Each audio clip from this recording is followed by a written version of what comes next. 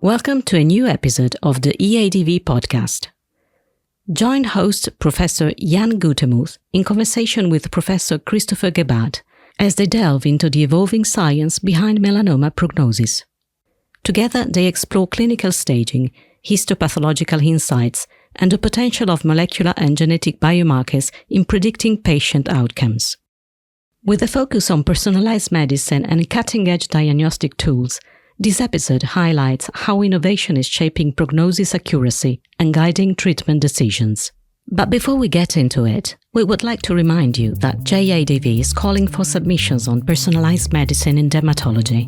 Personalized medicine aims to tailor diagnosis, treatment, and prevention strategies to individual patient characteristics. Featuring contributions from key opinion leaders across academia and industry, this special issue will explore the latest research in the field. We welcome manuscript with priority given to those demonstrating strong clinical relevance. Don't miss out. Submit your paper through the EADV Scholar One website by the 30th of June 2025. For more details and submission guidelines, visit the EADV website today. A must listen for dermatologists, oncologists, and researchers looking to bridge science and patient care to improve melanoma survival. Don't miss this episode. Hello and welcome to the podcast of the Journal of the European Academy of Dermatology and Venereology. Today I'm with Professor Christoffer Gebhardt, who is the Professor of Dermato-Oncology and Head of the Skin Cancer Center of the University in Hamburg, one of the major centers in northern Germany. Christoffer, thank you very much for joining us today. Thank you, Jan. It's a great pleasure being here. Yeah, Christoffer, you are especially interested in immuno-oncology and molecular diagnostics, and you have had really some important papers last year. And so we would like to hear more about it and how we maybe can use this in the future for our patients. I think the first one we should talk about was your paper on PD-L1 specific expression in tumor tissues. Yes, indeed, Jan. PD-L1 is a marker that has been around for quite some time, actually as long as we have checkpoint inhibitors. PD-L1 expression has been part of the label of most of the checkpoint inhibitors for many tumor entities, with the exception of skin cancer. So for melanoma, squamous cell carcinoma, Merkel cell carcinoma, there is no label for PD-L1 expression, meaning we have all-comer approvals. This is great because in other cancers, for example, lung cancer, colorectal cancer, oncologists have to predetermine the PD-L1 status of their patients. Still, PD-L1 expression is a marker that is linked to the efficacy of checkpoint inhibitors. And in our center, as just one of very few in the world, we routinely measure PD-L1 out of a scientific interest in all of our skin cancer patients before they start on checkpoint inhibitors. And in our research, we found that in a large cohort of adjuvant PD-1 treated melanoma patients, in this case, more than 100 patients were recruited to that project. We identified PD-L1 expression using two different antibody clones and using three different scoring systems, the TPS, the CPS, and the so-called IC. And these scores then were subjected to a statistical consideration associating them with efficacy and outcome of treatment. And what we found is quite significant. We found that only the tumor proportion score, so the tumor-specific PD-L1 expression in primary tumors, but not in metastases, turned out to be significantly associating with efficacy, in this case with a lower relapse-free survival of our patients. It's quite interesting that PD-L1 expression that is measured using immunohistochemistry depends on the tissue you look into. So depending on whether you use the primary tumor or the metastasis, or whether you use the immunoscale cell score or the tumor proportion score, you get different results. And I think this is very important and very interesting finding. It just shows PD-1 is not an ideal marker. So it's not a general marker, but with this, defined presetting that we elucidated here in our research, I think it could be quite helpful in identifying patients that will benefit the most from this not only cost-intensive, but also sometimes toxic regimens. I find that very intriguing. And in melanoma, do also PD-L1 negative tumors still respond to this treatment? Yes, that's actually the problem. They do not to the extent of PD-1 expressors, but they do profit as well, although to a smaller amount. I think it's very important that by excluding these patients from treatment, like it is done in other tumor entities, of course, you exclude patients from possibly effective treatments. It's all about balancing efficacy and, of course, also the costs of the treatment, especially the toxicity for our patients. Yeah, that can be quite significant also in some cases. And do you think it has to do with sensitivity of the immunohistochemistry? Could there be lower levels that are not detected, or what could be the reason? Or is it different tissues that play a role? I think it's about tumor biology, because PD-1 expression is a form of immunoresistance mechanism. So immune cell expression of PD-1 shows that there is some sort of exhaustion or some sort of immune or reduced immune anti-tumor immunoactivity. And on the other hand, I think that the different immunoreactivity in primary tumor versus metastases just shows the evolution of the disease that is reflected actually by this finding. Yeah, that's really intriguing that it does not have a prospective value in the metastases. I'm sure that you will maybe teach us a bit more about this in the future. Christoffer, you had a very other highly interesting manuscript last year about the C-reactive flare. Could you explain us a bit more what that is?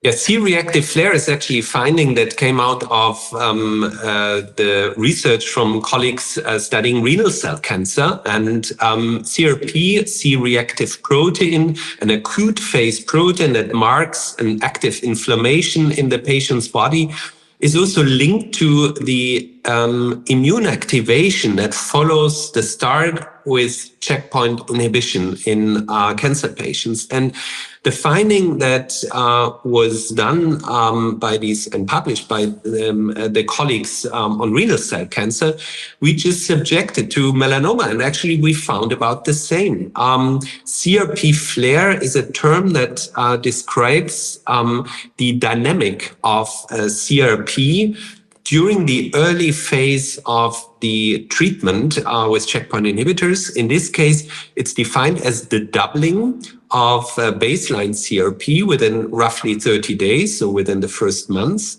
followed by at least a drop of 30% within up to 3 months. So that is actually the dynamic of this flare-shaped curve, and this sigmoid curve then just indicates patients that are usually nicely responding to treatment.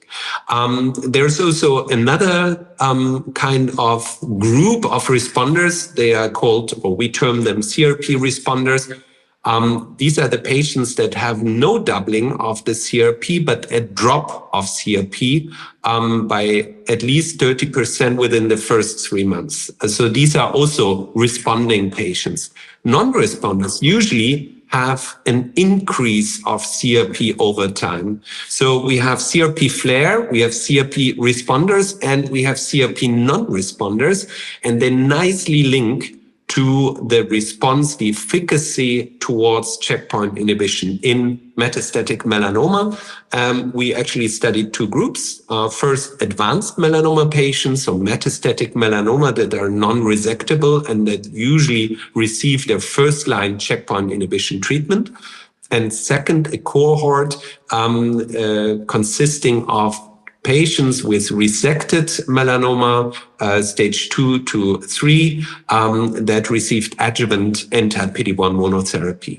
And I think this finding just highlights the importance of these routine laboratory findings that might give us quite interesting and intriguing and important information to monitor our patients and also guide them through the most crucial part of the treatment, because the treatment within the first 3 months with checkpoint inhibitors shows the most toxicity during that time. That is highly interesting. And what I find really surprising, that rather than finding some molecules that we have never heard of and that are maybe extremely difficult only with a certain assay to detect, we are coming up with CRP. Eosinophils in asthma, Yes. it's eosinophils. Absolutely simple things that luckily all over the world can be measured. That is a good thing about it, that this knowledge is accessible to everybody.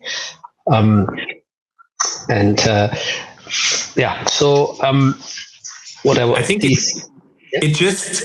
it shows an important aspect that is reflected in a very recent paper by colleagues from New York.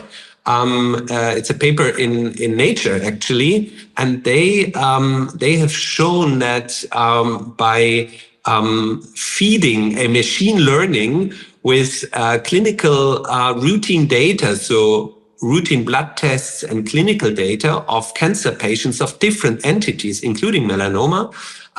In total, I think there were more than 3,000-4,000 patients integrated.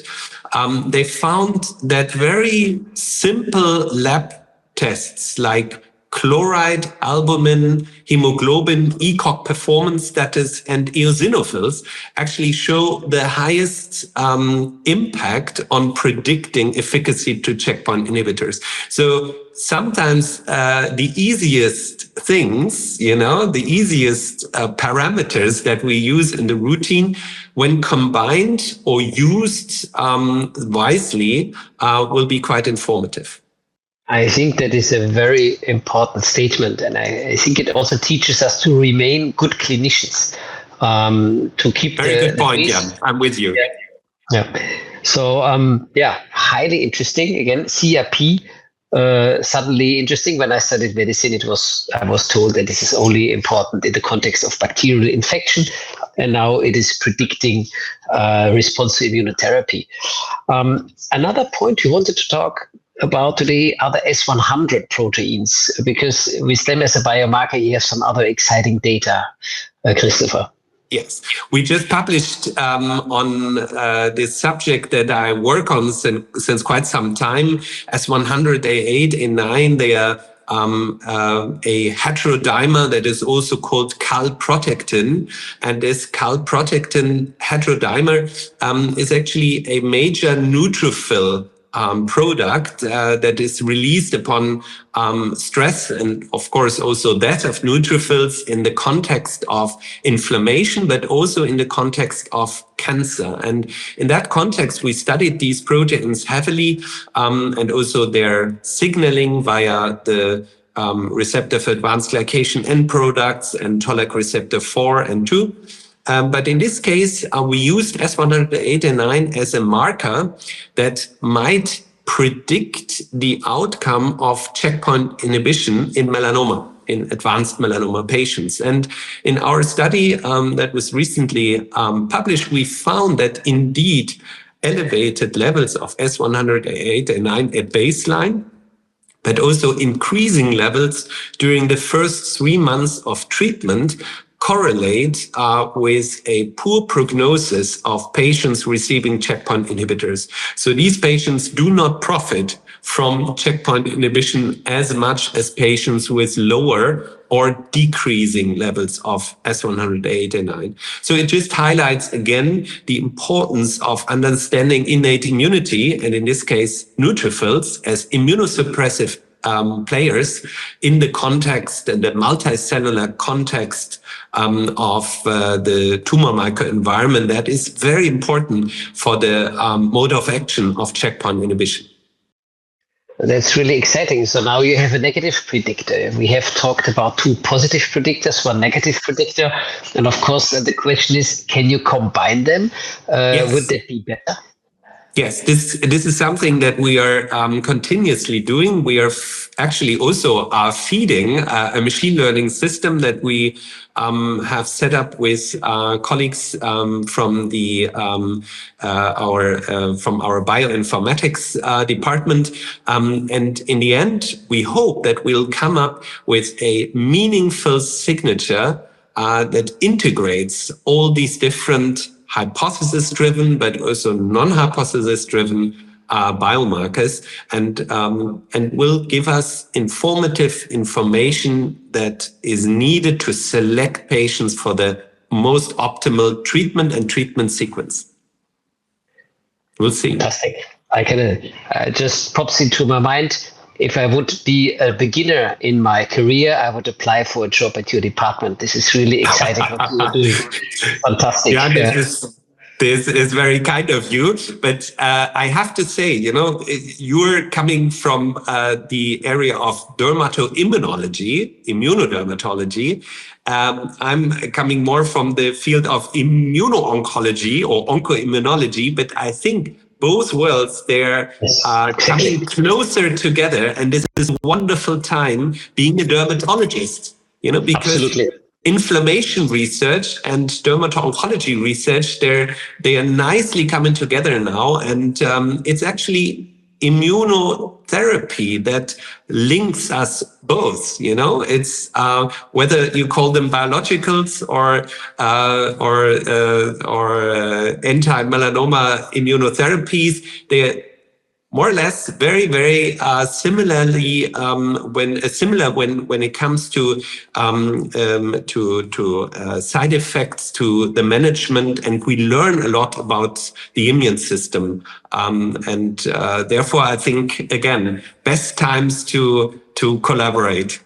Absolutely, highly exciting what you're saying, and I can only say it's the interaction of the immune system and the tissue. And sometimes we want to have more reactivity in times of cancer. Sometimes we want to dampen the reactivity in allergy or some other inflammatory diseases. But the mechanisms are similar, the players are similar, and we can learn so much when we look at both worlds, the oncology and the inflammation research. A final topic that I think is really hot that you're working on is the ctDNA. And as an ultra-sensitive marker. Can you tell also our audience in a nutshell about this? Yes, ctDNA is actually one example for a successful liquid biopsy. Liquid biopsy, a term that was used by Klaus Pantel some years ago to describe analytes that derive from the blood of patients and inform about the tumor, inform about tumor dynamics, and also about therapy response. ctDNA stands for cellular-free or cell-free tumor-derived DNA. And these DNA fragments, they are released by dying tumor cells.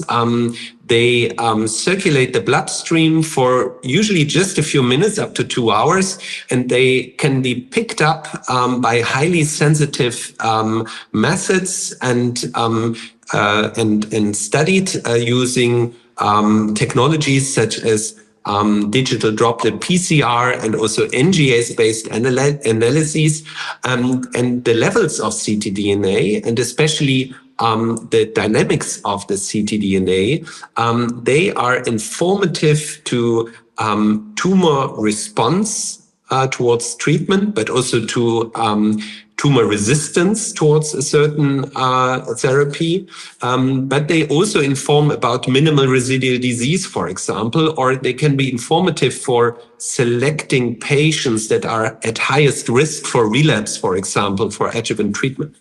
So ctDNA measurement, and this is something that we worked on for quite some time, and just recently, last year actually, 2024, established as a routine measurement in our center, can be used for all these studies, also prospectively now. But what is very important is the sensitivity. So the more sensitive the method you choose, the highest the value, especially when it comes to adjuvant immunotherapy and selecting patients for that. Therefore, we teamed up with companies that have developed ultra-sensitive tests, and most recently at last year's ACR and ASCO meeting, we presented data that show that using such an ultra-sensitive ctDNA measurement platform, we get a very important insight into the individual relapse risk of patients and the chance of these patients to profit from anti-melanoma treatment, from adjuvant treatment. I think, please, Jan. Yeah, to give us some understanding, what are the concentrations of DNA that you can measure, and do you measure specific genes? Are there some genes or other genes that have specific value? So two important questions. First, it's the question about using a tumor-informed versus a tumor-agnostic approach. Tumor-informed means that you sequence using usually tissue from your tumor, you sequence that tissue, and then you get a certain list of driver mutations. In melanoma, this might be BRAF or NRAS or hTERT, etc. And then you use these mutations and use them in your digital droplet PCR, for example. The other one is an agnostic approach where you use pre-specified primers and targets. So this allows you actually to have a more rapid measurement, and depending, on the sensitivity, a tumor-informed assay can be, more sensitive quite often than the tumor-agnostic one. But in our tumor, the melanoma, BRAF mutations are very frequent in cutaneous melanoma, up to 50%.